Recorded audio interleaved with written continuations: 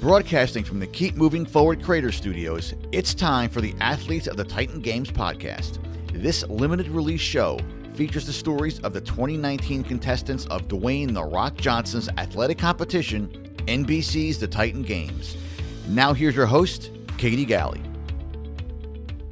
Hi everyone, and welcome to the Athletes of the Titan Games podcast. I'm your host, Katie Galley.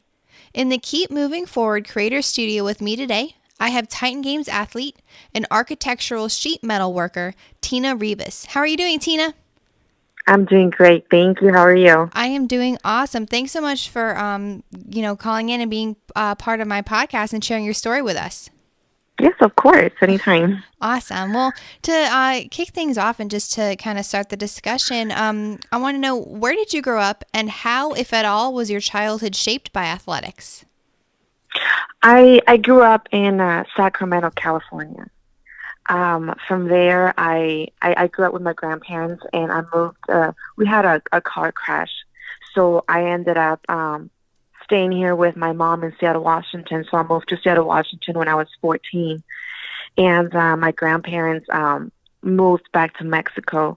So I grew up here with my mom from when I turned 14 till now. I haven't been out of here, and I started my fitness journey right when I graduated high school. So at 2010, I didn't know what to do with my life. So I developed I started going with my auntie at first. She was working out, and she was like, "Hey, let's go to the gym." So I started working out with her, and from there I was about 19.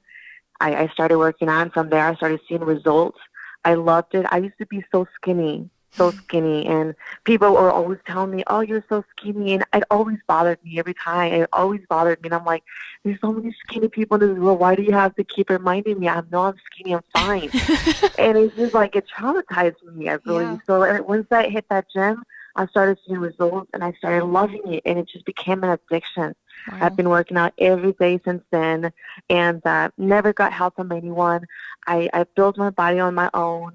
I just looked up through YouTube, Instagram, Facebook, all kinds of workouts to apply to myself, and I learned on my own. I can tell you that. Man, that's really cool. And the fact that you found something that you love and you just dove all in with it, and you discovered it and just wanted to really pursue that journey. So then you said it was after high school where that really started to take shape. Did you ever play a sport or do any kind of physical activity prior to graduating high school that signified to you maybe one day you would want to really go down this fitness path? Or is it really just after high school that it took shape? It was really right after high school. I had quite a rough path throughout my life. When I was in high school, I really didn't join much sports because of many other situations, and really it just became a passion right after high school. I wanted to do something with my life. I was clueless as to what to do. I didn't go to college. I wasn't a school person. Yeah. So I really did not want to go to college. So then that's where my fitness journey started, and I saw myself doing something bigger in my future. I believe that I could do something bigger with it. I did not know what. I just believed that I could do something big. I wanted to do something big with it, and that's why I stuck with my fitness journey every single day, working 2 to 3 hours. It kind of became less as I started working, because then I started working for a concrete company. I was union. So I was doing ramps, sidewalks, curb and gutter. I was doing all of that while still doing my fitness journey after work. I was still working out hardcore, and it was pretty hard. It was pretty hard to maintain both, because doing concrete is a very, very hard job. And sometimes we didn't get breaks. We didn't get, lunch, no eating until at the end of the day, because we can't let the concrete dry out. Wow. So it was pretty hard. Then I found out about sheet metal. So then I after 3 to 4 years of being in concrete, I transferred to sheet metal workers. So it was a higher pay, we got our breaks, we got to eat, I was able to, get my meals in so that I wasn't just working out and not getting my meals in. So that's another reason why I transferred also. And obviously the higher pay, and they take care of you more. And yeah, I was able to still manage to work out and build my body. Yeah. And so when with your love of fitness that started to develop, and your want to just be better physically, be better, as far as your fitness level goes, did that then kind of drive your decision into what career path you wanted to go down, what job you wanted to go after, given that, the concrete job and then now being a sheet metal worker, that the physical demands on your body, did they kind of, go in line? And like you're saying, how difficult it is to really find that balance, but it seems that they are pretty aligned, and because of the nature of your work requires you to be so physically fit. Yeah, that's another reason why I was working out, because so I can be able to work. Especially the concrete job. That's where I needed to be more fit for it, because I was the only woman. I've always been the only woman in construction. There's a lot of women out in construction in general, but most of them are like doing flagging, something kind of simple. But for me, my challenge was to outwork the guys. To me, I needed to do what they were doing so that they wouldn't treat me less, and I did. Wow. One thing that I learned is I never gave up, because I knew that what they were doing, I could do it, maybe not their way, but my way. So one thing about me, I always find a way for everything. I always find a way for everything. And there's never no for me. There's never always impossible. It's not impossible. You just have to take another route for it. It's like a detour, So that's why I was able to maintain my job and be able to be the only woman, still be, working, doing everything that they're doing, and not really be treated less. And it's true. Like you're saying, it seems in that field, there are so few women doing the level of work that you're doing. And so, you're saying you outworked everyone and you wanted to find ways to, maybe it wasn't the typical way that you would approach a problem or approach a project, but you found the way that worked best for you, and then ultimately still achieved that end result of success. So in that industry, then how do you, just every day, how do you kind of overcome that and mentally prepare yourself? Because you know that you're one of a few women actually working in that field. How do you just keep going and know that this is, and kind of rest in knowing that this is a field that you want to continue to excel in? It's actually pretty hard, honestly. Yeah. Like now I'm in sheet metal, and I'm in high rise, up high. I'm tied up, but harness can also fail, or anything. You just have to be very careful, and that's just one thing that worries me throughout my career with sheet metal. And but they are very hardcore with safety. They know how to what to tell you. Like, they know how to take care of you really well. You just have to listen to all the dangerous, like what they tell. Like, if they tell you don't do this, this is what what shouldn't happen. Usually,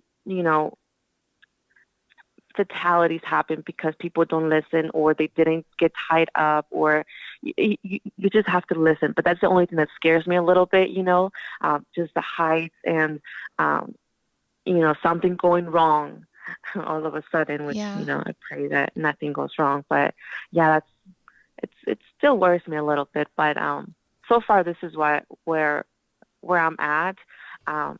I hope that, in the future I get more opportunities and get to see and check out more things.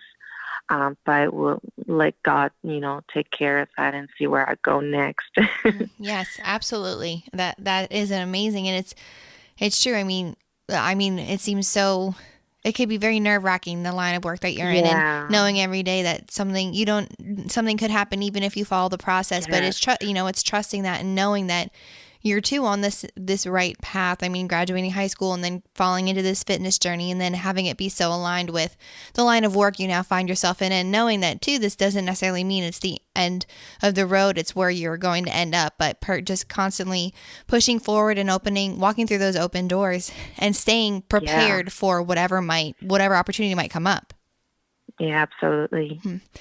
And so, Tina, do you have maybe a story or just an experience that you had in your time, or that you've had in your time working as a sheet metal worker, that maybe stands out to you, that just signified to you, you know, you're on this right path? And again, even though you aspire to, you have more goals and you want to maybe move up, just knowing that you were just on this path that you're on and it's the right one, just maybe an experience or a story that you kind of fall back on, or you recall that stands out to you for some reason? Well, it's not mainly a story that I keep looking back at, but one thing, like I mentioned earlier, is one thing that I apply to myself and outside of work, because of work, is the fact that I can do anything. Mm-hmm. So because almost everything that the guys could do in my own way, I was able to apply that in my life in general. So that actually keeps me going a lot and not stop. If I fall down, you know, and I can't find a way or anything, I keep thinking back at work. You know, work is really hard. And because of that mentality that I had at work, I was able to keep going and earn respect from everyone. So that I apply in real life, in my personal life, and it works very well. It helps me keep going. And I know I'm on the right path because it's what I needed to keep going.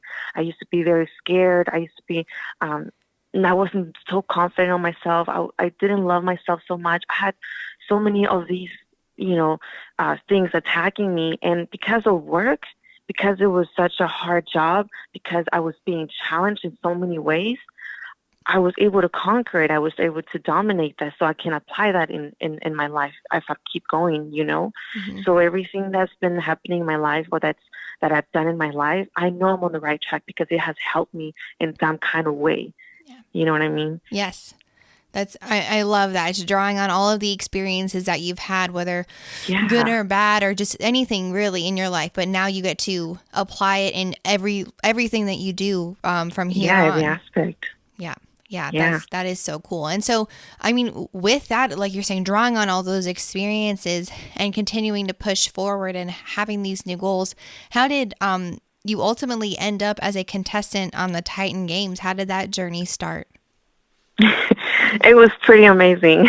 Yeah. I had, I never stopped believing in myself. So I had a lot of people, I like family members. Usually some of their family members are not really supporting you. I had a couple of them say, you need to go to school. You're not going to be big. You're not going to, do anything great unless you're part of some kind of big thing. Then maybe you'll, grow. And I'm just sitting there listening, like, I didn't let none of that bring me down. Yeah. I kept working out. I kept posting pictures. I kept posting, because I love my body. And that's what I was working for, to build my body and feel confident in myself, knowing that I did it. And I did not get any help from nobody. I didn't beg for help. I didn't know. I did it on my own. And that's what I'm mostly proud of. So I post pictures of everything. I post my videos. And that's all I did for my Instagram, just fitness. And then just one day, one of the producers reached out to me. And he said, hey, we love your profile. We'd love for you to sign up for the Titan Games. I thought it was a scam at first. So I was like, I don't know, but then they provided like the form and everything, the link for the form. Yeah. And I was like, well, this is actually real. Yeah. So, and another thing that I do is like, I put applications and I just I fill out whatever online everything to see what opportunities come to me. So I was like, I just filled it out for fun. I was like, I'll just fill it out. There's thousands of people signing up for this. There's no way I'll get in. But, in my heart, I was like, but you know what? You never know. Right. So I signed up and I waited. And they reached back to me. So I was like, oh my God. I was so shocked. I was still so, like, it was just so unreal to me, you know? So Yeah. then, they reached back and they invited me to the combine. So it was me among 90 other people. And, I went to the combine and I was just so excited. And I was like, as soon as I get to the combine, I'm good with that because that's as far as I've gone in my life. And that's big to me, you know? So I was Yeah. so happy with just even going to the combine. So then after the combine, came back and like probably like 2 weeks later, I get the call back too, and they're like, "Hey, you've been chosen to be in the Titan Games." I was just in tears. I was like, "Oh my God, I'm so excited!" I was really excited, super excited. So that's how I found out, and then from there, it just all started. It was really amazing. That I love that. And again, it's a testament to you being prepared for whatever opportunity comes up, and just having the courage to walk through those doors. And again, I think it goes back to then you starting that physical fitness journey and knowing your worth and discovering that worth, and knowing the value that you could bring in your profession, into the gym, into whatever obstacle you chose to go after next. And so Yeah. yeah. And so Tina, with that and with your experience at the combine as a contestant on the games eventually, what would you say is your definition of a Titan, and how do you believe your experience at the Titan Games will now carry over into the rest of your life? Well, to me, it's definition of a Titan is being able to overcome, Yeah. is overcoming whatever it is. This is basically it to me. Is overcoming, being able to conquer, and get out there and not let just because these obstacle courses, all of these games were just big. They're amazing, and it's just getting out there and getting it done. Conquering basically. So I believe that the Titan Games just gave me a little jump start to more opportunities, uh, more doors opening, and I'm very, very thankful that I was part of this. I'm excited to what lies ahead of me, and I hope that it impacted a lot of people, and seeing everybody's story impacted a lot of people. But yeah, it's amazing. Yeah, I bet. And I mean, trust me, your story has impacted people. It really is incredible. The journey that you've been on, and the physical shape, and just the mental strength that you have to persevere no matter what comes up in your life. And you decide to seize these opportunities when they do present themselves. And so now, I mean, after the games have ended and you're saying, you still have these goals and aspirations coming up, you want to move forward towards them. So what is next for you? Do you have your eyes set on something in particular, either professionally or athletically, that you want to go after? Well, one thing that I haven't done that I would love to do is compete.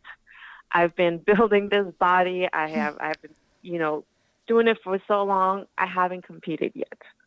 So that would be my next thing to do. I just I got caught up with work so much, and I was always tired. And competing, it requires a lot of training, a lot of dieting, and it's just a lot of things. So that's one thing I really want to do is compete.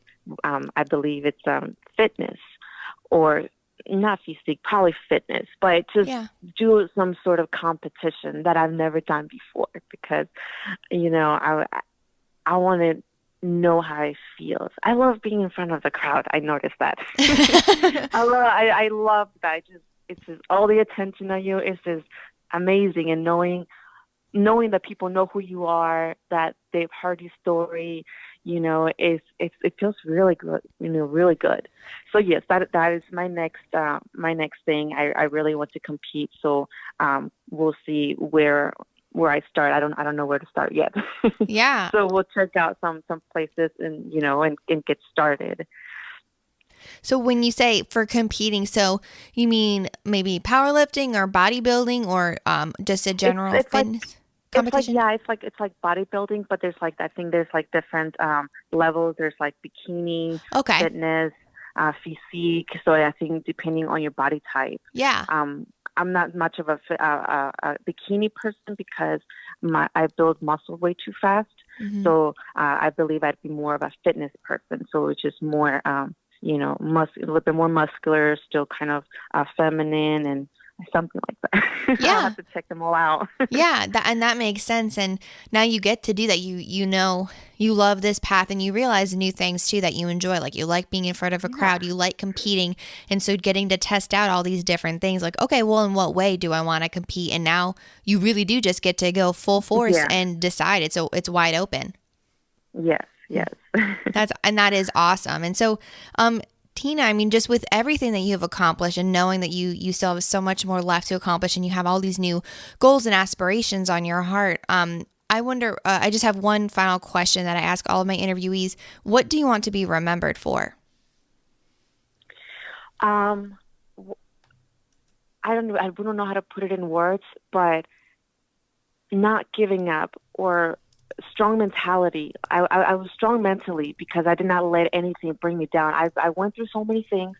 I've conquered a lot through work, life, and it's all in your head. It's your mentality. So it's I don't know how to put it in words, but it's just being mentally strong, being able to conquer, to just not give up, to keep going and finding a way. Instead of saying, "Oh, I can't do it," is finding a way for everything, because that's one thing I learned in my life. It's just a way for everything, and having a strong mentality. Thank you all for tuning in to today's installment of the Athletes of the Titan Games podcast. To learn more about each of these Titan athletes, be sure to check out their information in the links in my show notes. Furthermore, to stay up to date on all things coming out of the Keep Moving Forward Creators Studio, be sure to subscribe to the Keep Moving Forward podcast iTunes channel and follow along on social media, also available in the show notes. As the creator of the Titan Games, Mr. Dwayne "The Rock" Johnson says, "Titans aren't born, they're made." And I hope today's story helped you realize all that you are capable of becoming if you put in that hard work and just keep moving forward.